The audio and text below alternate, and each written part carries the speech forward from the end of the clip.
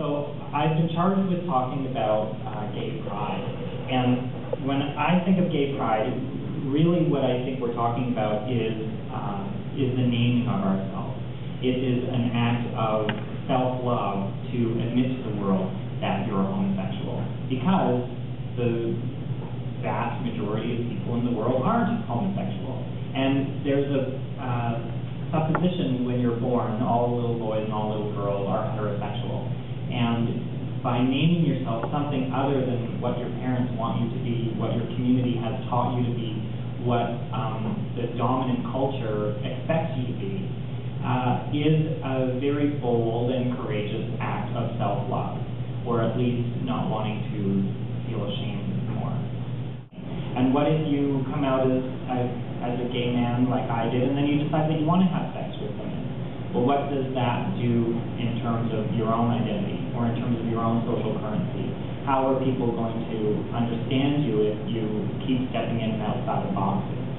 And so I think the real challenge with being a queer person and trying to accomplish a certain amount of queer pride is the same sort of challenge that you get from other minority groups which are trying to establish themselves in the world and are trying to undo those systems of power, is that you can very easily get pigeonholed into being a certain kind of person.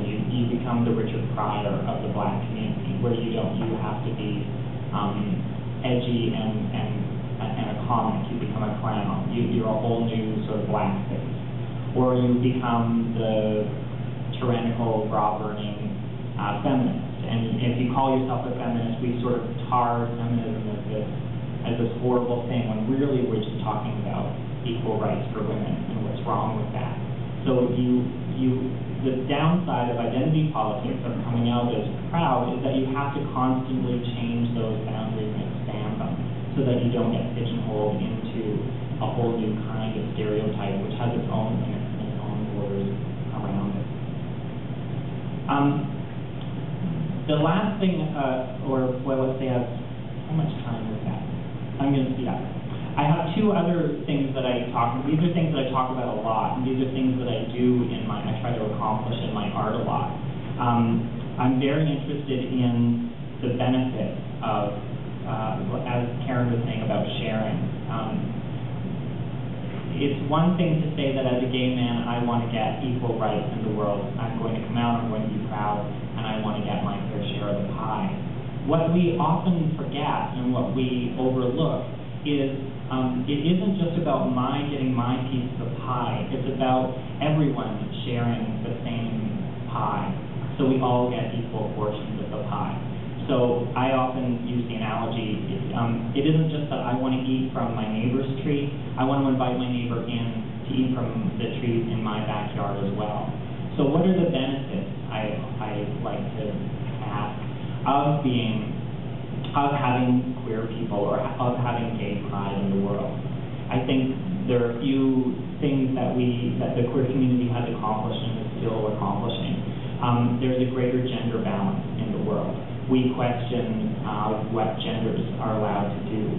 So you see that where you have women who are doctors and astronauts who can blow up in the space shuttle if they want to, which is terrible, but also emancipating. And you have men who can wear pink, who can cry at movies, who can be the caregivers for their children, who can also be the caregivers for their dying parents. The queer community has taught us and is trying to teach us how to expand the notions of the various genders, so that we don't have pink for girls and blue for boys. Men aren't stoical and reserved and have one set of human emotions, that we all share the spectrum of human emotion. It's why we can all watch the same movie and have a common experience. We don't have men movies and women movies any more than really we have queer movies or straight movies. Love is love, and we all recognize love when we see it, unless we're hateful, and then maybe we don't, but that's another thing. Also, I think the queer community has been very good, and one of the great gifts that we give is that we teach people how to have permission. part of the coming out process, part of trying to be proud of who you are, is really just self-actualization. And we learn how to self-actualize, how to be the people that we want to be in the world. And we give people permission to experiment sexually. We give people permission to wear a color that their gender might not necessarily wear. We give people permission to break down the social codes that limit our range of experience. So if you want to be a man in public and cry, stand next to the gay man because you won't seem as pussy as him, and it'll get easier for you.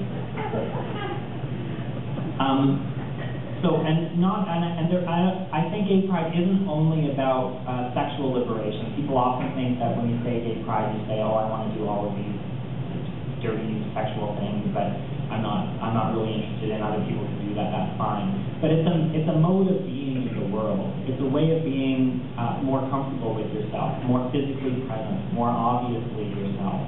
And so again, it's the way it's self-actualization, but it isn't just about self-actualizing in terms of I want to have this kind of sex with this kind of person. It's self-actualizing in terms of I want to be this kind of person in the world who is this kind of neighbor and who is this kind of who engages in humanity in this way. So really, what I'm talking about is community. The other thing that I think the queer community does really nicely, and I wish they'd have done this sooner because it would have really helped my family, is they changed our notions of what family is and how what family structures are. When all of the right-wing people say that it's the destruction of gay rights, is the destruction of the family, in some ways I think they're right. It is the destruction of your very narrow, limited view, you right-wing person, of what it means to be a family. But what the queer community actually is doing is trying to broaden the range of the definition of what family is, much like it's trying to broaden the definition of what a man is and what a woman is, so that it's inclusive. It's an inclusive approach to family. We have chosen families.